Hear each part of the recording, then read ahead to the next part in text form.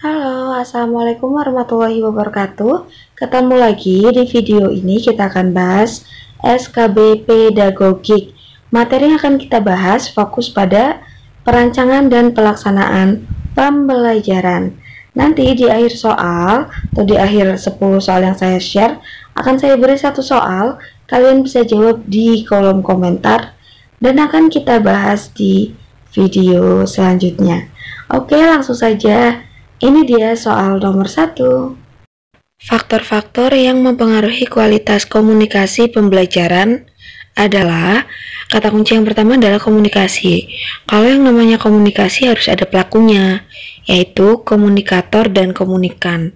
Komunikator itu orang yang menyampaikan, dan komunikan itu orang yang menerima, penerimanya. Nah, karena ini dalam pembelajaran, komunikator atau komunikan bisa jadi atau bisa diartikan sebagai guru dan siswa. Kita lihat mulai dari pilihan A. Pilihan A itu ada komunikator, ada guru, berarti double kan? Itu berarti jelas salah. Guru itu sama dengan komunikator, jadi jelas salah. Sekarang yang B, ada komunikator, ada komunikan. Oke, itu bisa benar. Yang C, komunikator dan komunikan. Oke, bisa benar. Yang D, ada siswa, ada karakteristik komunikan. Karakteristik itu tidak masuk. Berarti yang D itu kurang karena hanya siswa saja. Dan yang E, guru dan siswa. Oke, berarti pilihan yang jelas salah adalah A dan D. Sekarang kita cek untuk pilihan B, C, dan E. Selain komunikator dan komunikan, itu pasti ada pesan yang akan disampaikan.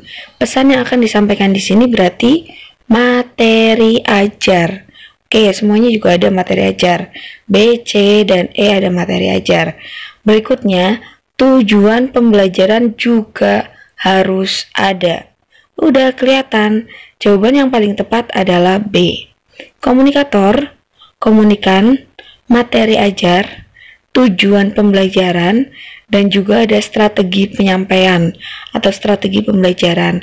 Dan terakhir ditambah dengan penilaian, karena ini merupakan komunikasi pembelajaran. Jadi ada 6 ya teman-teman. Oke, soal nomor 2. Desain tampilan multimedia kata-kata, gambar, dan video yang disajikan saling berdekatan dalam satu slide. Merupakan penerapan prinsip A. Kesinambungan waktu, B. Modalitas belajar, C. Kesinambungan spasial, D. Koherensi, E. Mungkin ini bukan redundansi ya, tapi redundansi. Oke, kata kuncinya adalah saling berdekatan dalam satu slide. Kalau yang namanya saling berdekatan itu berarti ada kaitannya dengan kesinambungan. Di sini bisa A, C, atau D. Yang jelas salah itu B dan E. Kita bahas ya, mulai dari yang A. Yang pertama, kesinambungan waktu, berarti ada kaitannya dengan waktu. Biasanya itu ini contohnya adalah peristiwa-peristiwa yang saling berkaitan waktunya. Kalau di sini kita nggak bicarakan waktu, berarti jawaban A salah. Jawaban yang B, modalitas belajar. Apa sih itu modalitas belajar? Modalitas belajar itu cara anak dapat menerima pelajaran. Contohnya secara apa? Bisa visual, bisa auditori, atau kinestetik. Itu namanya modalitas belajar. Nah, untuk nomor 2 jawabannya adalah C, kesinambungan spasial, yaitu saling berdekatannya satu slide dengan yang lain. Berikutnya pilihan D adalah koherensi. Koherensi itu juga nyambung, tapi di sini secara umum banget. Nyambungnya nyambung dalam hal apa? Secara umum banget ya. Yang terakhir yang E, redundansi, di sini harusnya adalah redundansi. Redundansi itu bisa diartikan sebagai pengulangan kata atau sesuatu yang jumlahnya berlebihan. Oke, berarti nomor 2 jawabannya adalah C, kesinambungan spasial. Soal nomor 3, media pembelajaran berikut yang memiliki relevan tinggi untuk mengajarkan keterampilan prosedur adalah, kata kuncinya adalah prosedur. Prosedur itu kan jenisnya kayak tutorial. Mungkin prosedur memasak, langkah-langkahnya apa. Jadi prosedur itu ada langkahnya, ada stepnya, ada yaitu langkahnya itu kan ya tadi. Oke, kita lihat pilihan A, B, C, D, dan E. Yang paling memiliki relevan tinggi jawabannya adalah B, program video instruksional. Video instruksional di sini kayak video tutorial, jadi itu paling tepat.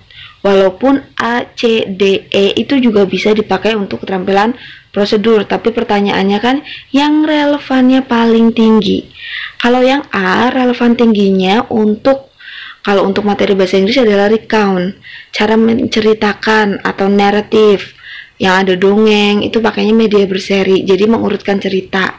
Untuk prosedur bisa nggak? Bisa, cuman relevannya tidak setinggi video instruksional. Jadi seperti itu. Nomor 3 jawabannya adalah B. Soal nomor 4, konsep Camp dan Dayton 1985, manfaat media pembelajaran adalah, sebenarnya konsep media pembelajaran itu yang terkenal itu ada 3, tapi yang paling simpel itu punyanya Camp sama Dayton, itu 3M. M yang pertama adalah memotivasi, maksudnya media itu bisa memotivasi anak untuk lebih semangat belajar. Bentuknya lebih menarik, interaktif, seperti itu. Yang kedua, menyajikan informasi. Berarti media bisa menyajikan informasi dengan baik, agar siswa itu dapat menerima pelajaran atau informasi dengan lebih baik. Yang ketiga adalah memberi instruksi. Berarti dengan adanya media, murid itu jadi lebih paham, lebih terarah gitu, karena ada instruksi atau langkah-langkahnya. Jadi untuk yang pilihan A, B, C, D, E, yang mungkin mendekati 3M itu adalah C dan D. Sekarang kita pilih yang paling tepat. Nah, yang paling tepat adalah C. Kenapa? Kalau D itu penyampaian materi aja lebih mudah. Yang lebih mudah itu bukan penyampaian materinya, tapi diharapkan adalah penerimaan materi oleh siswanya. Lebih mudah diterima kalau menggunakan media. Jadi jawabannya adalah C. Nomor 5, pengertian multimedia pembelajaran menurut Hackberg tahun 1996 adalah, di sini ada pilihan A, B, C, D, dan E. Nah, di sini akan saya beri kata kuncinya. Kalau menurut Hackberg, hack itu kan ngehack, pernah dengar nggak? Hacker itu kan peretas. Nah, yang diretas apa? Ya sesuatu yang kaitannya dengan software, komputer, program gitu kan. Jadi kalau pengertian multimedia pembelajaran menurut Hackberg, itu jawabannya yang ada kaitannya dengan software komputer. Pilihannya adalah D. Suatu program pembelajaran yang mencakup berbagai sumber yang terintegrasi berbagai unsur-unsur media dalam suatu program, dalam kurung software di komputer. Jadi yang ada kaitannya dengan software dan komputer itu menurut Hackberg. Oke, soal nomor 6. Dalam pembelajaran berikut ini yang termasuk 4 ragam sumber belajar adalah, kalau ada soal seperti ini, tolong yang teliti. Jadi ini benar-benar menguntungkan kita. Kita lihat yang A, ada kepala sekolah, guru BK, dan instruktur, itu jelas salah. Yang B, guru, instruktur, jobseat, dan bengkel. Bengkelnya salah ya. Terus udah ada guru kok instruktur, ya salah.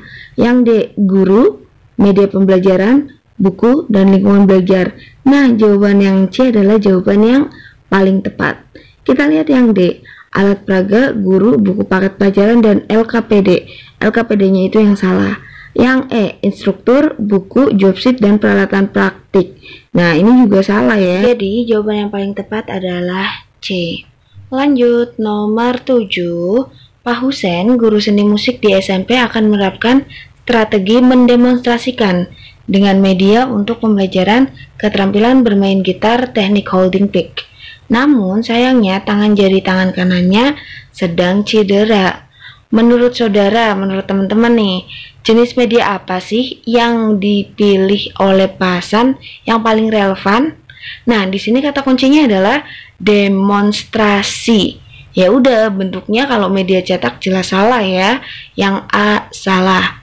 Jawaban yang paling tepat adalah E, program video demonstrasi bermain gitar dengan teknik holding topik. Kalau untuk pilihan D kurang tepat, jangan menggunakan seorang siswa untuk memberikan materi lagi, kecuali untuk memberikan contoh dalam penilaian demonstrasi boleh pakai siswa yang sudah terampil, nggak apa-apa. Nah, kalau yang C, program presentasi, juga kurang tepat. Jadi nggak ada gambar bergerak gitu loh kalau program presentasi gitu kan. Nah, yang D, program siaran langsung TV, edukasi tentang teknik coding, hanya edukasi, kurang tepat. Sedangkan di sini pengennya adalah demonstrasi langsung. Berarti pilihan yang paling tepat adalah E. Mungkin bisa ambil video dari YouTube atau apa. Jadi cari video demonstrasi sesuai dengan topik atau tema yang ingin disampaikan. Lanjut, nomor 8, definisi media berikut yang relevan untuk mengimplementasikan pendekatan student-centered learning adalah, kata kuncinya adalah student-centered learning. Jadi kita memusatkan fokus semua perhatian atau pembelajaran pada murid. Oke, kita lihat pilihan A. Teknologi pembawa pesan yang dapat dimanfaatkan untuk keperluan pembelajaran. Ini masih secara umum, tidak fokus dengan murid ya. Yang B, teknologi pembawa pesan yang dapat dimanfaatkan untuk keperluan pembelajaran sehingga memudahkan guru. Nah, kata kuncinya aja memudahkan guru. Berarti fokusnya di teacher centered learning. Jadi memudahkan guru, nggak membicarakan tentang murid. Yang C, segala sesuatu yang dapat menyalurkan pesan dari guru ke siswa sehingga mampu merangsang pikiran, perasaan, perhatian, dan minat siswa untuk terjadi proses pembelajaran. Nah, jawaban yang paling tepat adalah C. Kenapa? Karena fokus kepada siswa. Agar merangsang pikiran, perasaan, perhatian, minat siswa. Jadi kan benar-benar student-centered learning. Fokusnya ke siswa. Yang D, jelas salah, sarana fisik untuk menyampaikan isi atau materi pembelajaran, masih secara umum ya. Yang E, teknologi yang dapat mentransformasi pesan sehingga peserta didik berminat. Udah, ini kurang tepat. Jawaban yang paling tepat adalah C. Oke, soal nomor 9, seorang guru SMP kebingungan dalam memilih media pembelajaran yang relevan. Menurut teman-teman nih, kriteria dominan yang paling menentukan dalam pemilihan media pembelajaran adalah A, ketersediaan sumber di sekolah, B, kesesuaian dengan model dan strategi pembelajaran, C, kemampuan dan karakter guru, D, kesesuaian dengan tujuan pembelajaran, E, biaya produksi media yang murah. Yang paling tepat, kalau guru itu mau memilih media, ya harus disesuaikan dengan tujuan pembelajaran. D. Penjelasan lengkapnya sebagai berikut. Ada 10 kriteria dalam menentukan media pembelajaran. Media pembelajaran itu harus sesuai dengan tujuan, proses, isi, cara berpikir, situasi dan kondisi, juga kemampuan pengajar. Nah, selain harus sesuai, media juga harus mudah dalam memperolehnya. Lalu, untuk diakses. Yang kesembilan adalah penggunanya tidak memakan waktu dan efektivitas penggunaan media. Itu dia 10 kriteria dalam penggunaan media. Lanjut, soal nomor 10. Langkah pertama dalam mengembangkan program audio pembelajaran adalah A. Judgment expert, B. Shooting, C. Menulis naskah program audio, D. Dubbing, E. Mengemas produk program audio. Langkah pertama yang paling tepat, ya jawabannya adalah menulis naskah program audio. Baru setelah itu dubbing. Setelah dubbing bisa mengemas produk program audio. Seperti itu. Jadi kalau kayak saya nih mau bikin video pembelajaran, ya saya harus nulis video apa sih yang akan mau saya sampaikan. Audio pembelajarannya apa sih? Tulis dulu gitu. Nah, berikut ini ada soal, kalian bisa jawab di kolom komentar. Nanti akan kita bahas di video berikutnya. Soalnya adalah, bahan ajar memegang peranan penting bagi guru. Satu diantaranya adalah A. Menambah pengetahuan tentang materi, B. Menjadi sumber ilmu pengetahuan guru, C. Menjadi bahan sarana komunikasi pembelajaran, D. Meningkatkan efektivitas pembelajaran, E. Memberikan pegangan ketika bertugas mengajar? Silakan dipilih, jawabannya akan kita bahas di video berikutnya sekaligus dengan materi bahan ajar. Oke, thanks for watching and bye. Wassalamualaikum warahmatullahi wabarakatuh.